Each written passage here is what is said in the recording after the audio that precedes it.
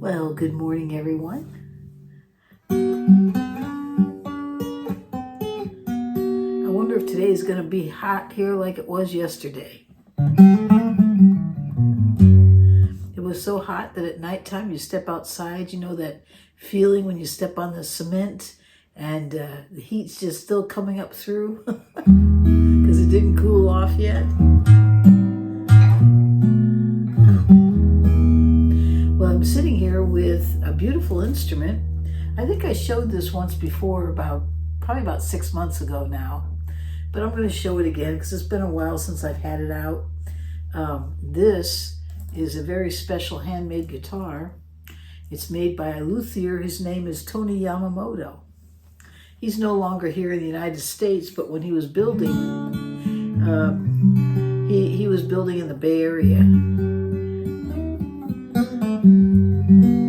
And I went to a store called Mighty Fine Guitars. It was in the Bay Area as well. And if you ever get a chance to go there, it's a wonderful store in terms of finding some of the most beautiful boutique guitars you'll ever get your hands on, because he does a lot of guitars that are handmade. But you walk in that store and you can just smell all the different woods. It's like an experience more than it is a store, I think. But anyways, yeah, that's what happened the day I met this guitar. I went there, visited, actually it was for the first time, and I was checking out some of his instruments, and it was 2013. In fact, this one was built in 2013. So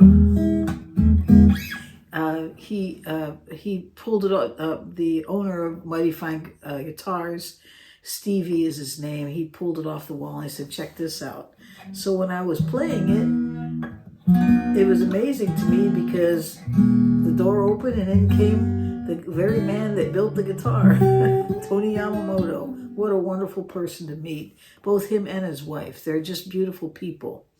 And so he was able to sit down and share with me his vision about what guitars should, look like. And he was an engineer, and so he was able to take those skills and apply them to this beautiful instrument.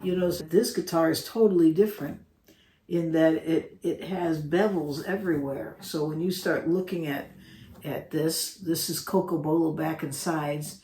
You notice there's a bevel here on the edge, on this edge.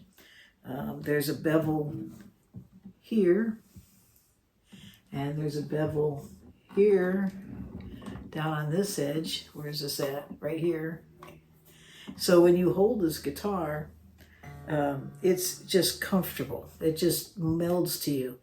And so he was able to explain to me all the different reasons why he did what he did in terms of making this instrument. He also created a wedge. This is called the Manzer wedge. It's actually something that was first designed by Linda Manzer in Canada. She's a luthier out of Canada. She first came up with a design when she was building a guitar called the Picasso. It was a three-necked instrument that's a very famous instrument, and a very unusual instrument. But anyway, she came up with this idea of creating this wedge. So when you look at the guitar, I don't know if you can see it, maybe I have to turn it over. You'll see it's wide on one side and wedged so on the other side, so that this side here is like 3 inches and this side here is like 4 inches. So it goes like this. So between that and the bevels, when you pick this thing up, it's amazing.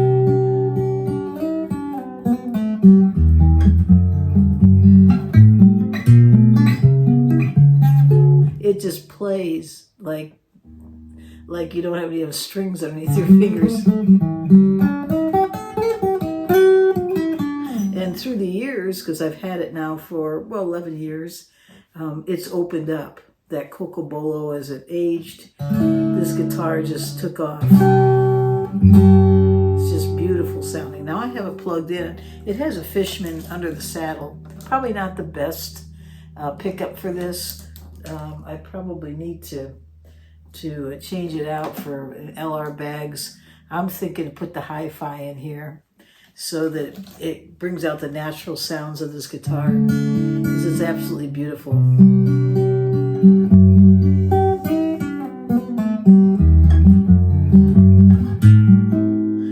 Yeah, it's just nice.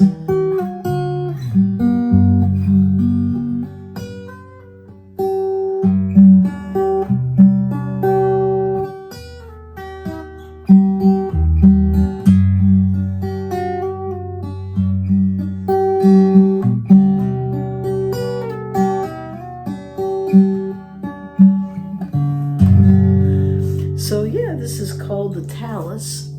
It has like a 15 1/4 inch bout, so it's sort of like a orchestra model, I guess. And as I said, that the greatest depth on this is like 4 inches.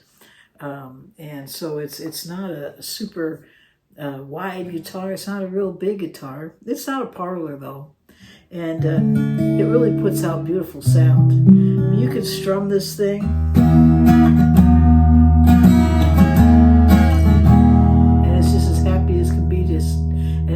Plays on and on and on. It's just, it's unbelievable. But that's Cocobolo for you. It's a wood that comes probably, I think it's from like South America, and it's supposed to be as close to Brazilian rosewood as these rosewoods can get. I'm going to show it to you one more time because it's just so beautiful. See that sapwood? It's just beautiful. He did all the bevels on this thing. I think he used koa. This is a beautiful koa piece in here as well. So we got Cocobolo koa on the binding and on the bevels, and we got an ebony fingerboard, and that looks to be a mahogany neck. And you can see he even plated the back of the headstock. It's beautiful plating on that, and it's like veneered, and it's got a very unusual volute. See that? Very nice tuners on it. Beautiful headstock. It's 12 frets to the body too. So this is kind of short scale. I think the scale was 24.9, but not only that, it's 12 frets. So it brings this whole thing closer, which is really nice for me because I'm not stretching way out here. So for female players, a 12 fret or short scale is really nice because you know, your arms aren't as long, and it just makes it just super comfortable. I like this guitar. It's a beautiful instrument.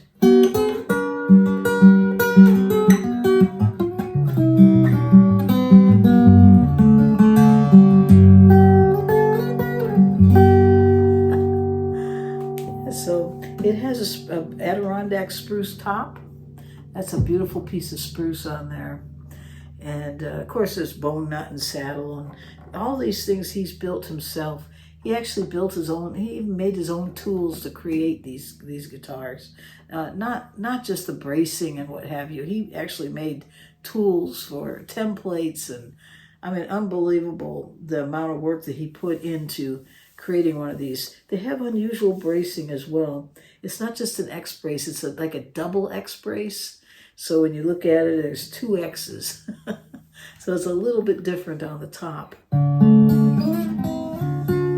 He was also known for, Tony Yamamoto's known for trying out very unusual tone woods. He was always looking for something different. I love that. I love that innovation.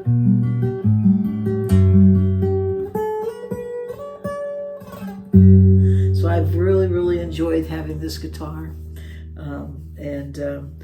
I guess I don't play it as much as I should. I noticed that the finish up here seems to be flaking. This has a nitro lacquer type finish. So it's easy to repair if you need to repair it.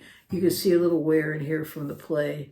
They're not finger picks or anything, just some wear, I guess, from my hand. Not bad though. But hey, the guitar is in beautiful condition, and plays as good as it, if not better, than it did the day I bought it.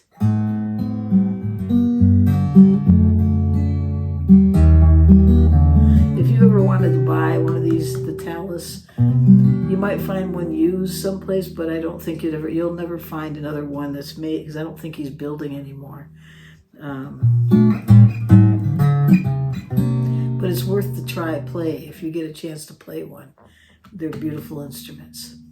So there you have it, the Tony Yamamoto Talus, beautiful orchestra type model guitar with several bevels, 12 fret to the body, Cocobolo back and sides. Just a fantastic instrument.